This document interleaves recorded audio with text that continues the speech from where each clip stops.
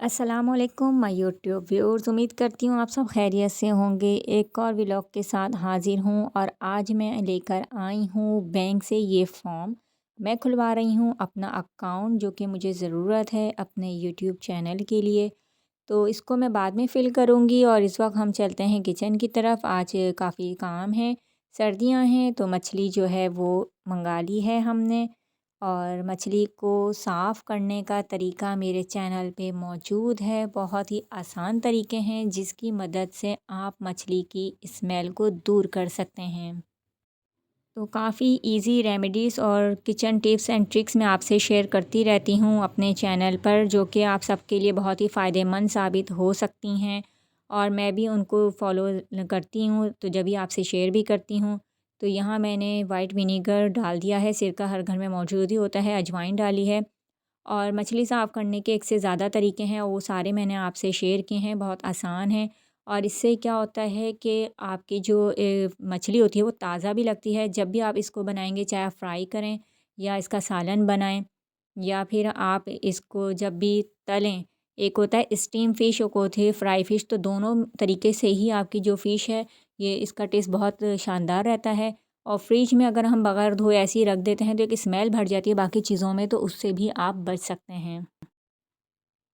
तो सिरका और अजवाइन और थोड़ा सा नमक डालने के बाद मैंने इसको 5-10 मिनट के लिए छोड़ दिया है। आज हमारे घर में बन रही है अचारी भिंडी। तो यहाँ हमने 1.5 किलो भिंडी धो के काट के और फिर हम इसको फ्राई कर रहे हैं। थोड़ा सा हमने ऑयल डाला था, 1 टेबल स्पून हमने सफ़ेद ज़ीरा डाला था और फिर हमने भिंडी को फ्राई करने रख दिया था। यहाँ कुछ मसाले हम निकाल रहे हैं। 3 से 4 अदद मैंने ले लिए थे टमाटर। एक मैंने ली थी शिमला मिर्च जिसको डीसीड करके मैंने काट लिया था। 2 अदद मैंने ले ली थी हरी मिर्चें। 1 चम्मच नमक। 1 चम्मच हमने ली थी इसमें लाल मिर्च पाउडर। और 1 टीस्पून हमने यहाँ पे लिया है हल्दी पाउडर। हाफ़ टी स्पून कुटी लाल मिर्च। और इसमें थोड़ी सी हमने कलौंजी भी डाली थी, जो कि आप देख सकते हैं। तो यहाँ मैं हरी मिर्चें धो के डाल रही हूँ, आप चाहें तो काट के भी डाल सकते हैं, हम साबुत डाल लें।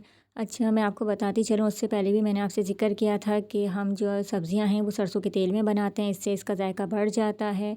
तो यहाँ हमने तेल को गर्म करने के बाद यहाँ हमने डाल दी थी प्याज, जो कि मैंने ली थी 2 अदद, और काट के अब हम इसको लाइट पिंक कर लेंगे। साथ में 2 अंडे बॉईल कर रही हूँ मैं, सर्दियाँ हैं तो अंडे बॉईल करके खाएंगे। तो यहाँ हमने प्याज को लाइट पिंक होने के बाद जब थोड़ा सा उसने कलर चेंज किया तो हमने यहाँ बाकी का मसाला डाल दिया था। मसाले को अच्छी तरह से हम कस लेंगे, उसके बाद फिर हम थोड़ा सा पानी शामिल करते हैं। तो बहुत मज़ेदार बनती है। और यहाँ पे आप देख सकते हैं कि वीडियो शूटिंग के दौरान जो है वो थोड़ा सा मेरा मसाला लग भी गया है साइड पर से। और आपके साथ भी अगर ऐसा होता है तो आप ज़रा मुझे बताइएगा कि आपका खाना भी कभी जला है, लेकिन शुक्र है बहुत ज़्यादा नहीं जला, साइड से हल्का सा लगा है। तो ध्यान जो है वो बढ़ जाता है। थोड़ा सा पानी मैंने इसमें शामिल किया है और टमाटरों को थोड़ा सा भून रही हूँ। मसाला यहाँ भून गया है तो यहाँ मैंने अब कूट के डाला है साबुत धनिया। तो इससे जायका खुशबू बढ़ जाती है। और आप चाहें तो ज़रा सी सौंफ भी इसमें शामिल कर सकते हैं, जो कि मैंने अभी नहीं डाली है। और यहाँ हमारी भिंडी फ्राई हो चुकी थी तो अब हम इसको इसमें मिक्स कर देंगे। तो बहुत ही शानदार ये बनती है और सर्दियों में सब्ज़ियाँ काफ़ी फ़्रेश आती हैं तो खाने का भी मज़ा आता है। तो आप इस रेसिपी को ज़रूर ट्राई कीजिएगा। और मेरे चैनल पे बहुत सारी वेजिटेबल्स रेसिपीज़ भी मौजूद हैं जो कि आप ट्राई कर सकते हैं। यहाँ हमारा खाना तैयार हो चुका है और वहाँ मैं जो मछली रखी थी वो उसको भी अब मैंने दोबारा एक दफ़ा पानी से खंगालने के बाद, और जब पानी इसका सारा खुश्क हो गया है तो अब मैं इसको इस तरीके से शॉपर में करके रख रही हूँ। आप चाहें तो ज़िपर बैग में भी रख सकते हैं करके, और ये शॉपर्स तो हर घर में मौजूद होते हैं। तो मैं 3 या 4 पीसीस करके इनका सेट बना लेती हूँ। और फिर हम इसको निकाल के जब भी दिल करता है तो हम स्टीम फ़िश या फ़िश फ्राई करके खा लेते हैं। तो इस तरीके से करके भी आप मछली को साफ़ करके और महफूज कर सकते हैं और ये इसी तरीके से फ़्रेश रहती है, स्मेल भी नहीं भरती है। तो मेरे चैनल पे आप इसी तरीके से बहुत इजी रेसिपीज़ भी देख सकते हैं और आपको मिल जाएंगी इसमें टिप्स और ट्रिक्स वगैरह भी। साथ साथ जब मैं कुकिंग भी करती हूँ तो छोटी छोटी चीज़ें आपके साथ शेयर करती रहती हूँ, तो उनको आप ज़रूर फॉलो किया करें। शाम का टाइम है और मेरी सिस्टर भी आ गई हैं हमसे मिलने के लिए, तो दिल चाह रहा था कि कुछ पकोड़े वगैरह खाए जाएँ, तो यहाँ मैं कुछ पकोड़े फ्राई कर रही हूँ, जो कि हम शाम की चाय के साथ खाएँगे। सर्दियाँ हैं तो ज़रूरी नहीं कि आप ये रमज़ान वगैरह में पकोड़े बना के खाएँ। तो ये मैंने सिंपल से पकोड़े मैंने बनाए हैं। वैसे मेरे चैनल पे जो है काफ़ी वैरायटी मिल जाएगी आपको पकोड़ों की। इकसाम की मैंने तरह-तरह के पकोड़े बना के वहाँ अपलोड कर रखे हैं, वहाँ से आप डिफ़रेंट टाइप के पकोड़े भी बना के ट्राई कर सकते हैं। आज मेरी सिस्टर जो लेकर आई हैं वो हमें जो ख़ास तौर पे देने के लिए आई हैं, ये खलीफ़ा की मिठाई है, बहुत मशहूर है और इसकी इस तरीके से पैकिंग होती है, शॉपर पे भी इनका नाम प्रिंट होता है, तो इसको मैं खोल के बता देती हूँ। ये बहुत ज़बरदस्त मिठाई है, इसका टेस्ट बहुत ज़बरदस्त है, तो ये फ्री की प्रमोशन मैंने उनकी कर दी है।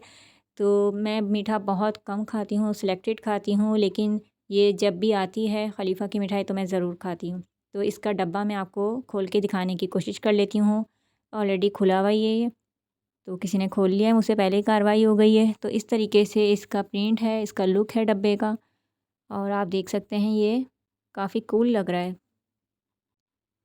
इसकी जो पॉपुलैरिटी की जो वजह है, जो इतना फ़ेमस है, ये देसी घी में बनता है और भी काफ़ी चीज़ें इनकी मशहूर हैं। ऑर्डर पे बनता है और सुना यही है कि लोग लाइन लगा के खड़े होते हैं और ये फ़ौरन ही ख़त्म हो जाता है इनका स्टॉक। तो ये इस तरीके से है। अगर आपने खलीफ़ा की मिठाई खाई है तो कमेंट सेक्शन में ज़रूर बताइएगा और अगर नहीं खाई तो ऑर्डर दे के मँगवा सकते हैं। तो आज हम खाने वाले हैं ये खलीफ़ा की मिठाई और इसका टेस्ट बहुत ही शानदार है। ये था मेरा आज का छोटा-सा व्लॉग जो कि मैंने आपके साथ शेयर किया। इसका फ़ीडबैक दीजिए, दुआओं में याद रखिए। अल्लाह हाफ़िज़।